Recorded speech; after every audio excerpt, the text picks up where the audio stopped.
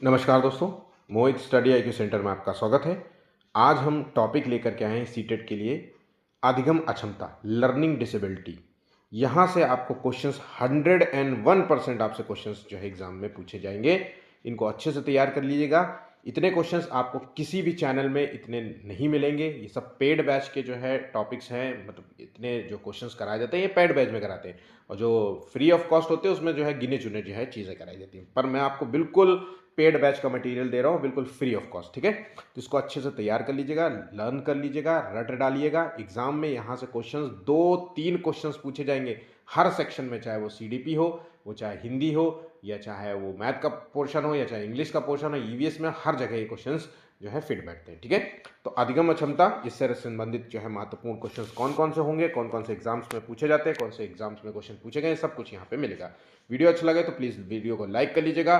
100 likes का target है, like motivation के लिए, ताकि हम डेली आपके लिए इसी प्रकार से जो है वीडियोस लेकर के आते रहें। कमेंट कीजिएगा किसी भी क्वेश्चन से रिलेटेड कोई इशू हो, और जो है वीडियो को ज़्यादा से ज़्यादा दोस्तों तक शेयर कीजिएगा ताकि वो भी इस वीडियो का लाभ ले सकें। और चैनल को सब्सक्राइब नहीं किया तो प्लीज़ पहले काम वो सब्सक्राइब करना हो ज़रूरी है। ठीक है, वो कर लीजिए। अब देखिए, पहला जो क्वेश्चन है जो लर्निंग डिसेबिलिटी में आता है, डिसलेक्सिया। ये डिसलेक्सिया होता क्या है? तो ये जो है एक पठन संबंधी विकार है। पठन संबंधी विकार, पठन संबंधी विकार क्या होता है? जिसमें बच्चा जो है चीज़ों को पढ़ नहीं पाता सही से, उल्टे शब्दों को पढ़ेगा। मतलब मान लीजिए ये बी है तो इसको डी पढ़ देगा, है ना? तो यहाँ पे एक पठन विकार कहलाएगा। ठीक है, उसके बाद डिसग्राफिया क्या होता है? तो ये ग्राफिया, देखिए ग्राफिया है ना, ग्राफ होता है ना, ग्राफ पेपर। तो क्या होता है? ये एक लेखन संबंधी विकार है। इसे ही आप ट्रिक ले सकते हैं। ये एक लेखन, इसमें बच्चा जो है साफ सुथरी राइटिंग में नहीं लिख पाता, साफ सुथरी राइटिंग उसको नहीं आती है। शब्दों को जो है उलट पुलट लिखेगा, बी को डी लिख देगा, डब्ल्यू को एम लिख देगा, है ना, ये इस तरीके से लिख दे, कुछ भी लिख देता है ना, और बहुत ही गंदी राइटिंग होती है। तो ये एक लेखन संबंधी विकार माना जाता है। उसके बाद एक जो मेन क्वेश्चन आपसे अक्सर एग्जाम में पूछा जाता है मैथ पेडागोजी में, जैसे कहते हैं डिसकैलकुलिया। अब डिसकैलकुलिया जैसे कैलकुल, तो कैलकुलेशन या कैलकुलस आपने पढ़ा होगा, कैलकुलेशन से समझ लीजिए कि ये एक मैथमेटिकल गणना संबंधी विकार है। इसमें क्या होता है? बच्चे को मैथमेटिक्स की गणनाएं नहीं समझ में आती। जैसे एक छोटा बच्चा होगा तो 2+3 कितना होगा, 3+2 कितना होगा, इस तरीके के कॉन्सेप्ट को नहीं समझ पाता है। ठीक है, जोड़ गुणा घटाओ भाग फ्रैक्शन ये सब कुछ उसको समझ नहीं आता। गणना संबंधी विकार बहुत सारे लोगों को जो है आज भी देखिए, अगर आप देखा जाए तो उनको जो है 1000 में से 975 रुपए घटा दिया जाए तो कितना बचेगा, तो ऐसे जो है कई गणनाएं कर नहीं पाते हैं। ठीक है, तो ध्यान रखिएगा, ये डिस्कैलकुलिया जो है ये गणना संबंधी मैथमेटिक्स से जो है संबंधी विकार होता है। अब आ जाते हैं चौथे पॉइंट पे, जो है डिस्थीमिया। डिस्थीमिया वाला क्या होता है कि ये एक तनाव संबंधी विकार होता है। मतलब इसमें व्यक्ति को बिना बात के या किसी वजह से तनाव रहता है, अवसाद में रहता है। ठीक है, डिप्रेशन, तो ये अवसाद वाला है। ध्यान रखिएगा, एग्जाम में क्वेश्चन पूछा गया है। ये मानसिक विकास जो है इसमें अवरुद्ध हो जाता है, मानसिक विकास जो है रुक जाता है। ठीक है, मतलब धीरे धीरे व्यक्ति का जो आईक्यू है वो गिरता रहेगा सामान्य से। इसमें जो है बच्चा जो है उदास होगा, चिड़चिड़ा रहेगा, है ना, ये सब सामाजिक बिल्कुल भी नहीं होता। तो ध्यान रखिएगा, डिस्थीमिया एक तनाव संबंधी विकार कहलाता है। अब आ जाते हैं पांचवें में कि जो है स्वालीनता विकार, ऑटिज्म, बहुत इंपॉर्टेंट है। ऑटिज्म जो है, ऑटिज्म में क्या होता है कि भाई देखिए, ये जो होता है ये मस्तिष्क के विकास के दौरान होने वाला, जब व्यक्ति का जो बच्चे का जो विकास हो रहा होता है, संज्ञानात्मक विकास का दौर चल रहा होता है, उसी समय होने वाला ये एक विकार होता है। ठीक है, एक किसी तरीके की डिसेबिलिटी होती है। इसमें क्या होता है? बच्चे का सामाजिक जो व्यवहार है वो इसको प्रभावित करता है। मतलब सामाजिक संबंधों को कठिनाई होती है, सामाजिक संबंधों को बनाने में कठिनाई होती है।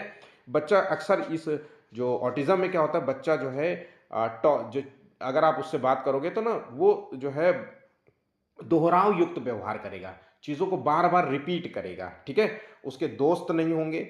और अक्सर ऐसा बच्चा, ऑटिज्म वाला बच्चा, ये देखिए मैं आपको एक बात बताता हूँ, शायद हरियाणा के जो टेट एग्जाम था उसमें एक पूछा गया था कि किस विकार में बच्चा जो है हाथ पैर को ज़्यादा हिलाता है, तो आपको आंसर देना है ऑटिज्म। ऑटिज्म में बच्चा जो है हाथ पैर को ज़्यादा हिलाता है। अक्सर आपने देखो, हम लोगों की एक छोटी आदत होती है, बैठते तो हाथ पैर हिलाते रहते ना, पैर हिलाते रहते कुर्सी में, वैसा ही समझ लीजिए। ठीक है, अब आ जाते हैं अगले पॉइंट की ओर, जिसे कहते हैं डिस्प्रेक्सिया। तो डिस्प्रेक्सिया क्या होता है? देखिए, डिस्प्रेक्सिया होता है ये लेखन पठन वाचन गणना संबंधी, मतलब जब बच्चे को एक से अधिक जो है डिसेबिलिटीज हो जाएं, तो उसे कहते हैं डिस्प्रेक्सिया। ध्यान रखिएगा, एक से अधिक विकार को हम डिस्प्रेक्सिया बोलते हैं। ठीक है, नेक्स्ट, बुलिमिया नर्वोसा क्या होता है? तो बुलिमिया नर्वोसा में क्या होता है, इसमें भोजन संबंधी जो है, भोजन ग्रहण प्रवृत्ति से संबंधित एक विकार होता है। अब इसमें क्या होता है कि या तो बच्चा जो है खाना बहुत सारा खाता है, खूब, उसको पता ही नहीं चलेगा कि मेरा पेट भर गया है कि अभी नहीं भरा है, वो खाता जाएगा, फिर बाद में उठेगा तो कहेगा अरे बाप रे मेरा पेट बहुत भर गया, ऐसा अक्सर होता है। ठीक है, उसके बाद ये हो सकता है कि खाना को देख करके उल्टी कर देना। अक्सर आपने देखा होगा कि कई बच्चे जो है खाना देख कर उल्टी करते रहते हैं, है ना। तो ये जो होता है, ये विकार बुलिमिया नर्वोसा कहलाता है। आपसे एग्जाम में बस इतना ही कुछ पूछेगा जो मैं आपको बता रहा हूं, इसको बस याद होना चाहिए। लोकोमोटर क्षमता क्या होती है? तो ये जो क्षमता होती है, ये जुड़ी होती है व्यक्ति के शारीरिक क्षमता से।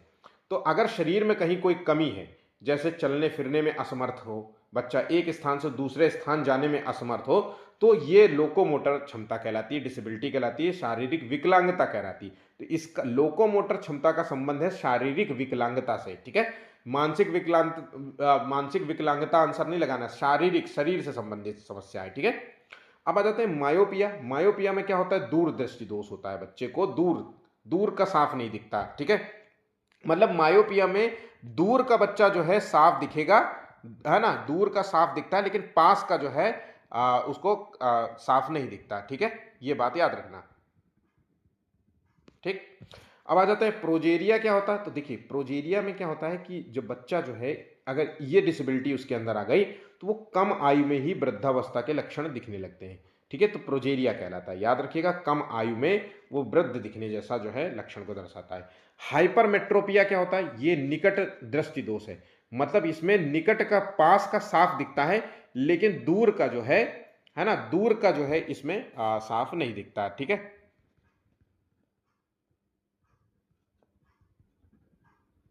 चलिए, उसके बाद 12वां अफेजिया। अफेजिया या डिस्फेजिया कह सकते हैं। तो ये भाषा जो है संप्रेषण संबंधी विकार कहलाता है। तो इसमें बच्चा जो है, मतलब कम्युनिकेट करने में, बैठ करके, जैसे नहीं दो लोग आपस में खड़े हो जाएं, बैठ जाएं और फिर बातें करें, तो ये भाषा संप्रेषण संबंधी विकार माना जाता है, अफेजिया। डिमेंशिया बहुत इंपॉर्टेंट है। बच्चा जब तर्क नहीं कर पाता किसी चीज में, तब ये डिमेंशिया होती है। तो मतलब एक तरीके से याददाश्त का कमजोर होना, ये कह सकते हैं, स्मरण शक्ति का कमजोर होना डिमेंशिया कहलाता है। जब उम्र बढ़ती है ना, तो हमें अक्सर जो है, कई लोगों को ये डिमेंशिया का शिकार हो जाते हैं। अगर आप कम उम्र में भी डिमेंशिया का शिकार है, मतलब आपको चीज़ें याद नहीं रहती, है ना, तो हमें मेरे मुताबिक जो है उसको विटामिन जो है, बी की टैबलेट, विटामिन, ठीक है, विटामिन बी की जो टैबलेट्स आती हैं उनका सेवन करना चाहिए। ठीक है, उसके बाद नेक्स्ट है डिस्नोमिया। डिस्नोमिया क्या होता है कि व्यक्ति की जो शब्दों, नामों या वस्तुओं को याद करने की जो है क्षमता को कमजोर होना। कई लोग जो है दूसरों का नाम भूल जाते हैं जल्दी से, स्थान का नाम भूल जाते हैं, जगह कहाँ गए थे, कहाँ घूमे थे, कितनी कितनी जगह घूमे थे, ये अक्सर भूल जाते हैं। तो इसको कहते हैं डिस्नोमिया। ध्यान रखिएगा, याददाश्त की कमजोर होता है व्यक्ति के संदर्भ में, जब वो नाम शब्दों को बता नहीं पाता। ठीक है, डिसआर्थोग्राफी या क्या होता है? तो ये एक वर्तनी संबंधी जो है विकार कहलाता है। उसके बाद आता है ऑडिटरी प्रोसेसिंग डिसऑर्डर। ये एक जो है श्रवण संबंधी जो है विकार होता है, मतलब सुनने से संबंधित विकार होता है, सुनने से संबंधी विकार होता है, कमी होती है। ठीक है, ऑर्गेनाइजेशनल जो है लर्निंग डिसऑर्डर, तो ये संगठनात्मक जो है पठन संबंधी विकार कहलाता है। डिस्मोर्फिया क्या होता है? डिस्मोर्फिया क्या होता है? स्वयं के बारे में अक्सर भ्रमित रहना, विशेष रूप से शारीरिक, कि मैं बड़ा सुंदर हूँ, या मेरे रूप काया बड़ी खराब है, मेरा अच्छा नहीं लग रहा है, मेरा चेहरा अच्छा नहीं है, मैं कैसी लग रही हूँ, मैं कैसा लग रहा हूँ, इस तरीके के अक्सर डिस्मोर्फिया में जो है होता है। ठीक है, तो स्वयं के बारे में जो है अपनी एक राय बना लेता है, उसी के बारे में वो भ्रमित रहता है, मैं इतनी सुंदर हूं, मैं क्या करूं, या आपने अक्सर गाना सुना है, तो ये डिस्मोर्फिया से संबंधित है। ठीक है, उसके बाद एक्रोफोबिया क्या होता है? तो एक्रोफोबिया संबंधी अगर किसी को प्रॉब्लम है, तो वो ऊंचाई से उसे डर लगेगा, तो ये भी एक विकार है, एक्रोफोबिया।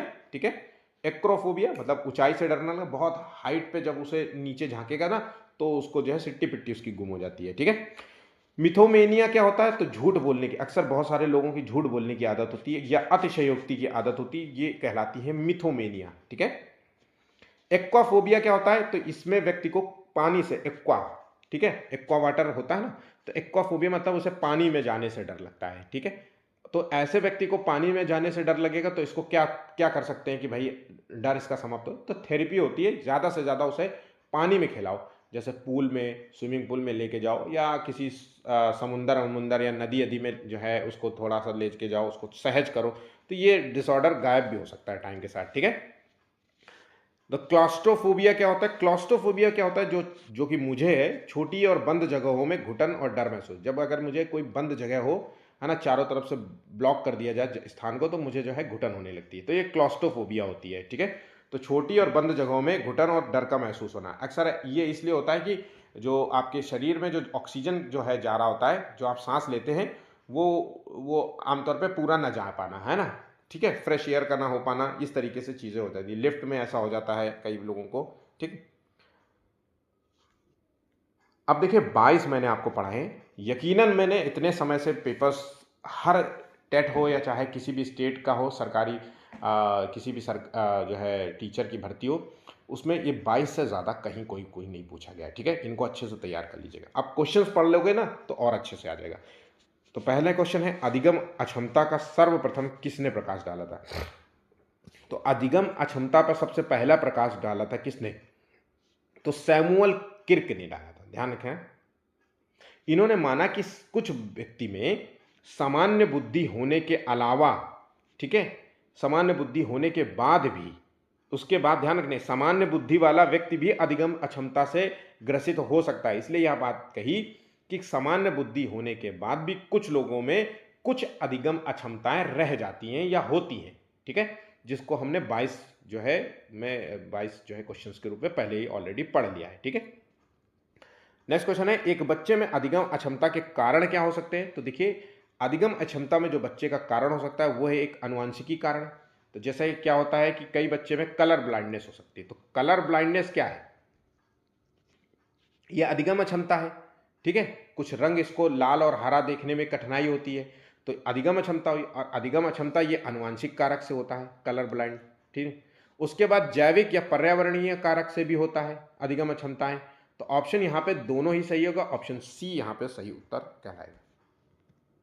अधिगम अक्षमता का सबसे सामान्य प्रकार कौन सा है? तो अधिगम अक्षमता का जो सबसे सामान्य प्रकार है, इसमें से 4 ऑप्शन है, देखिए गौर से, बहुत ही अच्छा सा क्वेश्चन है। ये सामान्य प्रकार है डिसलेक्सिया, ध्यान रखिएगा, डिसलेक्सिया जो है अधिगम अक्षमता का सामान्य प्रकार माना जाएगा, ठीक है। डिसलेक्सिया जिसको हम पठन विकार कहते हैं। नेक्स्ट, निम्नलिखित में से कौन सा अधिगम अक्षमता का लक्षण हो सकता है? तो देखिए, अधिगम अक्षमता का लक्षण हो सकता है कि पढ़ते समय वो शब्दों को उलटना या भूल जाना, यह अधिगम अक्षमता का लक्षण है। सामान्य बुद्धि का अभाव, खेल में रुचि न होना, अत्यधिक सामाजिक व्यवहार। तो देखिए, तो अधिगम अक्षमता का लक्षण हो सकता है, फोर्थ का ए ऑप्शन सही होगा, ठीक है, ऑप्शन ए।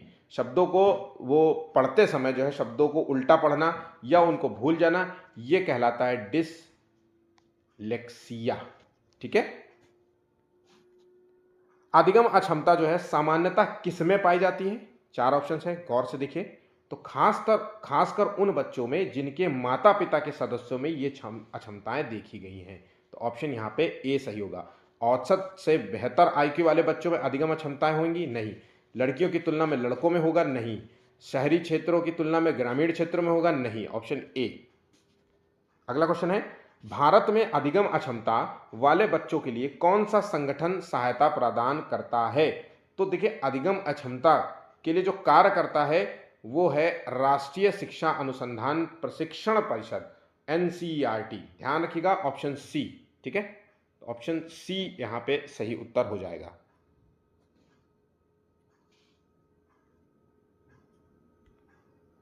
डिस्ग्राफिया, जिसे हम लेखन वैकल्य कहते हैं, एक क्या है?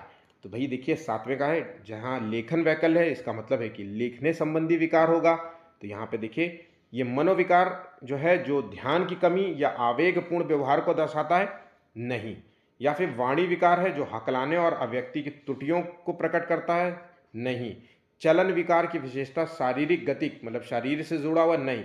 तंत्रिका संबंधी विकार है जिसमें अक्षर और आकार बनाने में बच्चे को कठिनाई महसूस होती है। डिस्ग्राफिया एक लेखन संबंधी विकार है, वो शब्दों को अक्षर को बनाने में उसको दिक्कत होती है, बी को उल्टा डी बना देगा या बहुत ही गंदी राइटिंग होगी, बिल्कुल ऐसे बनाएगा। ठीक है, तो ये आमतौर पे ऐसा माना जाता है कि जो डिस्ग्राफिया होती है ये शुरुआत के जो कुछ वर्ष होते हैं ना, जब स्कूल में बच्चा प्रवेश करता है तो डिस्ग्राफिया से ग्रसित होता है। वो चीज़ें अभी उसकी मसल्स ग्रोथ इतनी अच्छी नहीं होती है, फाइन मोटर स्किल और ग्रॉस मोटर स्किल्स पे उसकी इतनी पकड़ नहीं होती, फिजिकल स्ट्रेंथ में इतनी पकड़ नहीं होती, इसलिए ये विकार आपको देखने को मिलेगा शुरुआत में। ठीक है, फिर धीरे धीरे जैसे बढ़ता जाएगा बच्चा, अगर कोई अनुवांशिकीय समस्या नहीं है तो जो है ये विकार सही हो जाता है आने वाले समय में। ठीक है, संख्या को उल्टा लिखने की समस्या को क्या कहा जाता है? अगर कोई बच्चा बी को स्मॉल इस तरीके से लिख रहा है या इस तरीके से लिख रहा है, सी को ये लिख देता है, कई बार आपने देखा होगा है ना, बच्चा ऐसे लिख देता है, तो ये सब विकार जो है डिस्ग्राफिया कहलाता है। ऑप्शन बी यहां पे सही उत्तर होगा।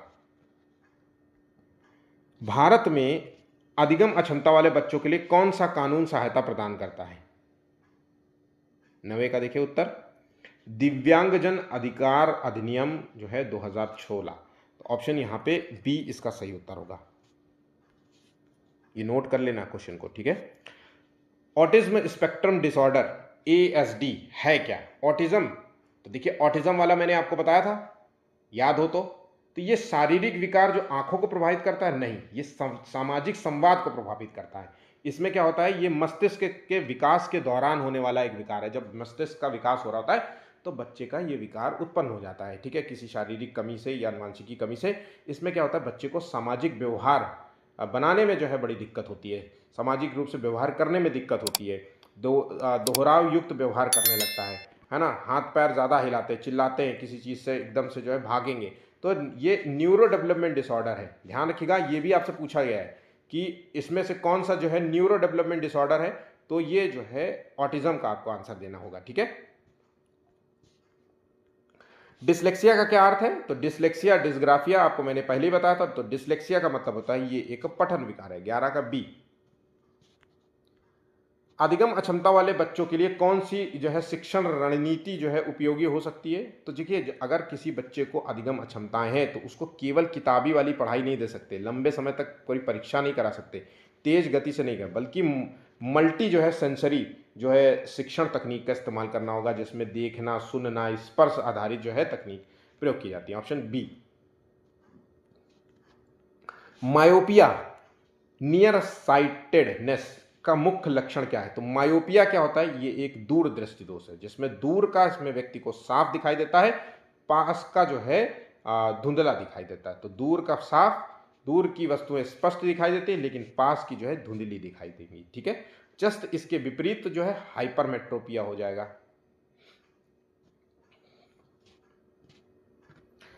पर्याप्त समर्थन प्रदान करने के बावजूद एक कक्षा में एक विद्यार्थी गणितीय क्रिया, देखो एक क्लास में टीचर क्या कर रहा है कि बहुत अच्छे से पढ़ाने के बावजूद, समर्थन प्रदान करने के बावजूद बच्चा जो है गणितीय क्रियाओं को समझने में उसको चुनौती महसूस हो रही है, तो इसकी क्या वजह हो सकती है? तो इसकी वजह डिस्कैल्कुलिया हो सकती है। Option B. नेक्स्ट, राजू जो है 61 के स्थान पर 16 लिखता है और बी और डी अक्षरों से जो है अक्सर भ्रमित हो जाता है, किसके प्राथमिक लक्षण है? तो देखिए, अक्सर बच्चा क्या कर रहा है कि वो कोई शब्द लिखता है और उसके शब्द को फेर देता है, उलट फुलट कर देता है, तो ये किससे जुड़ा हुआ है?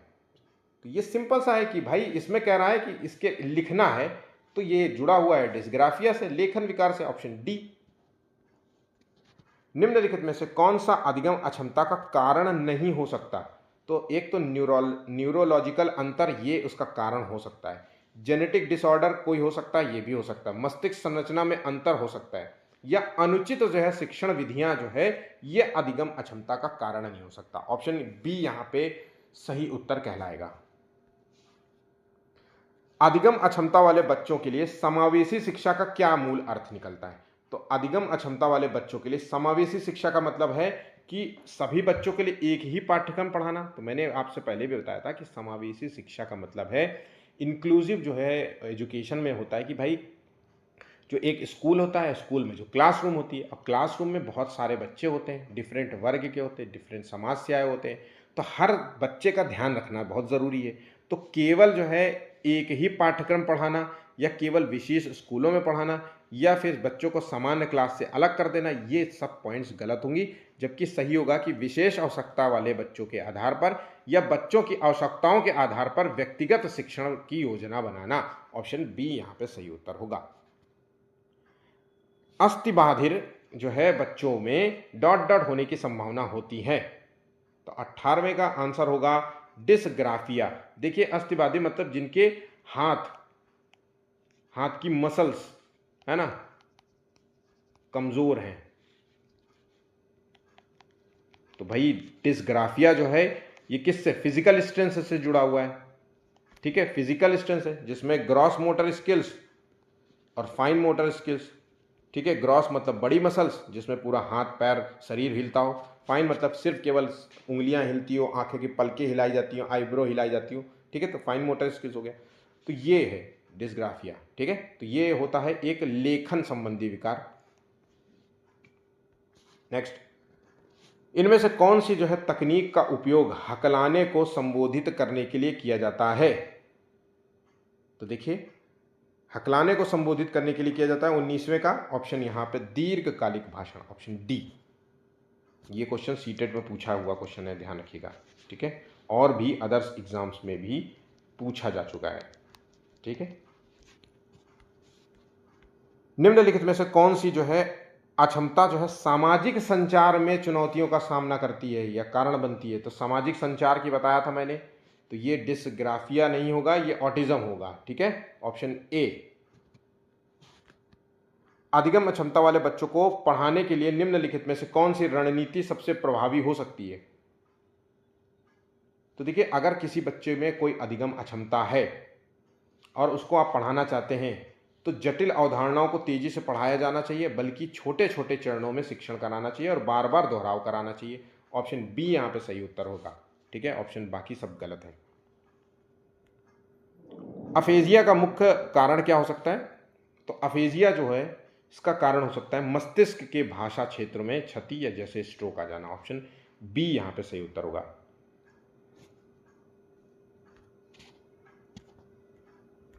एक भाषा कक्षा में डिसलेक्सिया से पीड़ित छात्रों के सफल निष्कर्ष के लिए निम्नलिखित में से किस रणनीति से बचना चाहिए। तो डिसलेक्सिया और डिसग्राफिया, डिसलेक्सिया मतलब पठन विकार। अब इससे कोई पीड़ित बच्चा है तो क्या करोगे, तो क्या करोगे, हस्तलिखित कार्य जमा करने के लिए सख्त समय सीमा निर्धारित करना, या कक्षा में नोट लेने के बजाय वॉइस जो है डिसऑर्डर की रिकॉर्डिंग की अनुमति देना, या हस्तलिखित के बजाय टाइप किए गए या मुद्रित कार्य जो है की अनुमति देना, या व्यक्तिगत जो है गति से पढ़ना और लिखने के अवसर प्रदान करना। आंसर होगा, देखिए अगर डिसलेक्सिया मतलब लेखन संबंधी विकार है तो उसको इसी चीज से रोकना होगा। तो ऑप्शन यहाँ पे ए होगा, सख्त समय सीमा निर्धारित करना, ये गलत हो जाएगा। ठीक है, नेक्स्ट, डिमेंशिया का सबसे सामान्य जो है प्रकार कौन सा है। तो डिमेंशिया का सबसे सामान्य प्रकार क्या है। तो डिमेंशिया में क्या होता है कि भाई उसकी जो सोच होती है, उसकी जो याददाश्त होती है उसको प्रभावित करता है। तो यहाँ पे ये जो है आंसर होगा अल्जाइमर डिजीज, ऑप्शन बी।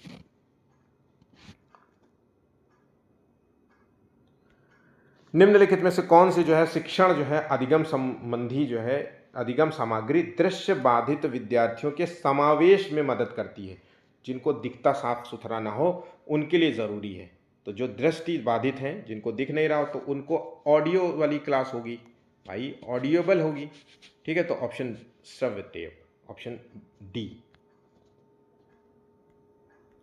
एक बच्ची जो है लिखाई में निरंतर कठिनाई का सामना करती है, साफ सुथरा नहीं लिख पाती होगी, उसे अक्षर बनाने में और शब्दों के बीच अंतराल करने में चुनौती महसूस होती है। मतलब जैसे कि मान लीजिए एप्पल लिखा है, तो देखिए एक सामान्य रूप से ऐसे तो कुछ बच्चे लिखेंगे बिल्कुल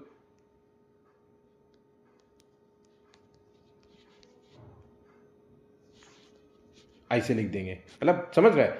तो बहुत ही, तो ये इसी की बात कह रहा है। तो ये अधिगम किस अक्षमता की ओर लेके जा रहा है, तो ये आलेख वैकल्य है, डिस्ग्राफिया की तरफ जा रहा है, ऑप्शन बी। ठीक है, ब्रेल डॉट डॉट पर आधारित है। तो ब्रेल किस पर आधारित है? ब्रेल जो है जिनको आंख से दिखाई नहीं देता वो महसूस करके चीज़ों को पढ़ते हैं, है ना, अल्फ़ाबेट्स अक्षर सब कुछ पढ़ते हैं। तो ये ब्रेल जो है वो 6 बिंदुओं पर आधारित होता है। ऑप्शन यहाँ जैसे ए है, अगर वो ए लेटर पढ़ रहा है तो उसके लिए ये ब्रेल लिपि में ये जो 6 बिंदु हैं, है ना, और ये 2 बिंदु जो होते हैं, ठीक है, ये 2 बिंदु जो होंगे, ये 2 बिंदु डार्क होंगे, मतलब ये जैसे ए है तो 6 हो गया, बी है तो ये 2 बिंदु इस तरीके से वर्टिकली जो है ज़्यादा वो होंगे, सी होगा तो ये होगा, ठीक है, ऐसे पढ़ाया जाता है। तो ये 6 बिंदुओं पर आधारित होता है ब्रेल।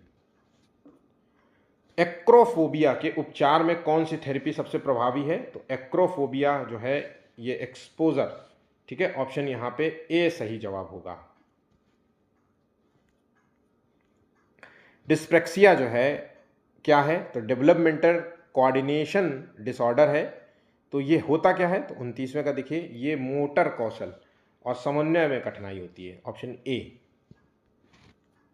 बुलीमिया नर्वोसा है क्या? तो ये भोजन संबंधी विकार है, जिसमें मैंने आपसे कहा था कि बच्चा भोजन को देख करके या तो ज़्यादा खा लेगा या तो देख देख के उसे उल्टी करेगा, ऊ ऊ ऐसे करेगा, ठीक है, ऑप्शन ए।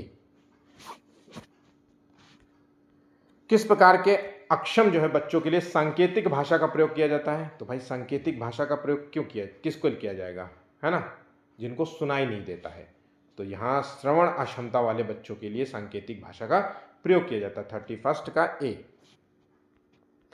पठन वैकल्य से जूझ रहे बच्चे को छात्रों को पढ़ाना सिखाया जा सकता है। तो अगर कोई पठन वैकल्य से जूझ रहा है तो उसको कैसे पढ़ाओगे? तो देखिए, उसको लंबे और जटिल गद्यांश दे करके, या अनुकूलन की अनुबंधन विधि के माध्यम से, या व्यवस्थित ध्वन्यात्मक जो है प्रशिक्षण दे करके, या उच्च ग्रेड। तो देखिए, अगर कोई पठन से जूझ रहा है तो उसको ज़्यादा से ज़्यादा जो है पढ़ने संबंधी जो है कुछ गतिविधियाँ कराएंगे। तो अनुकूलन की अनुबंधन विधि के माध्यम से नहीं, बल्कि ऑप्शन यहाँ पे 32 का ए उत्तर सही होगा, ठीक है।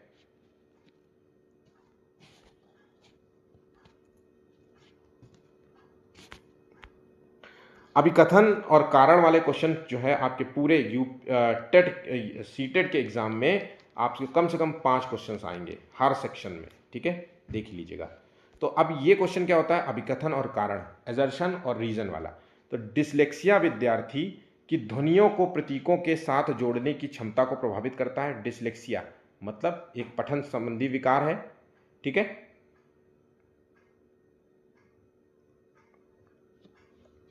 और यह स्थिति एक तंत्रिका संबंधी विकार है जो पढ़ने और लिखने जो है कि कौशल को प्रभावित करती है।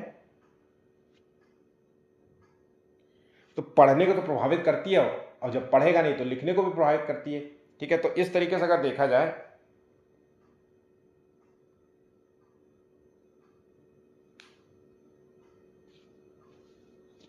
ऑप्शन यहां पे देखिए,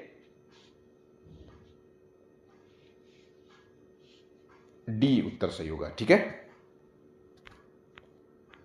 कमजोर लेखन कौशल जिसमें कमजोर मोटर कौशल और नियोजन शामिल है को डॉट डॉट कहा जाए। कमजोर मोटर कौशल मतलब जो ग्रॉस मोटर स्किल्स होती हैं और फाइन मोटर स्किल्स होती हैं। ग्रॉस मतलब बड़ी मसल, ठीक है, फाइन का मतलब होता है छोटी मसल। तो इसमें क्या होगा?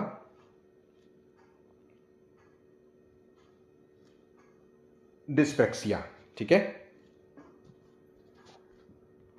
पीडब्ल्यूडी अधिनियम 1995 के अनुसार अशक्त व्यक्ति को चिकित्सीय सत्ता द्वारा प्रमाणित किया जाना चाहिए वह कम से कम कितना अशक्त होने से ग्रस्त नहीं है।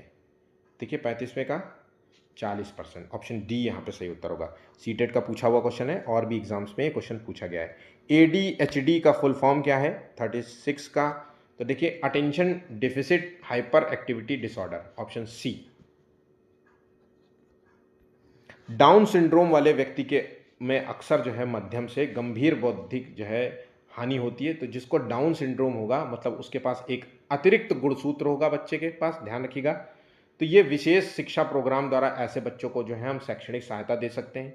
इनका क्या होता है, सामान्य जो शारीरिक जो होता है और मानसिक जो विकास होता है वो सामान्य से थोड़ा अलग हो जाता है, ठीक है। ये बच्चा जो है दिखने में भी थोड़ा अलग होता है, आईक्यू में भी जो है कमज़ोर होते हैं, ठीक है। इनका जो चेहरा होता है, अब ये नोट कर लो, चेहरा चपटा होता है, चपटा होता है, नाक चपटी होती है, चपटी होती है, ठीक है। और ऐसे बच्चे अक्सर जो है आईक्यू में कमजोर माने जाते हैं, बड़े कम होते हैं। तो ये 35 से 55 के बीच में आंसर होगा ऑप्शन सी। डाउन सिंड्रोम का सबसे सामान्य लक्षण क्या है? तो देखिए, डाउन सिंड्रोम का सबसे सामान्य लक्षण है कि सामान्य रूप से लंबाई ऊंचाई होगी, नहीं, इनका चेहरे की जो बनावट होती है वो थोड़ी से सामान्य लोगों से डिफरेंट होती है, चपटा चेहरा और तिरछी आंखें, ऑप्शन बी। तो कुछ इस प्रकार के जो है क्वेश्चंस आपको एग्जाम में देखने को मिलेंगे। अच्छे से तैयार कर लेना। वीडियो अच्छा लगा तो प्लीज़ लाइक शेयर जरूर कर लेना। 100 लाइक्स है, लाइक मोटिवेशन है, ताकि हम भी आपके लिए इसी प्रकार से वीडियो लेकर के आते रहेंगे। और चैनल को सब्सक्राइब नहीं किया, प्लीज़ चैनल को भी सब्सक्राइब करते हुए जाना। धन्यवाद।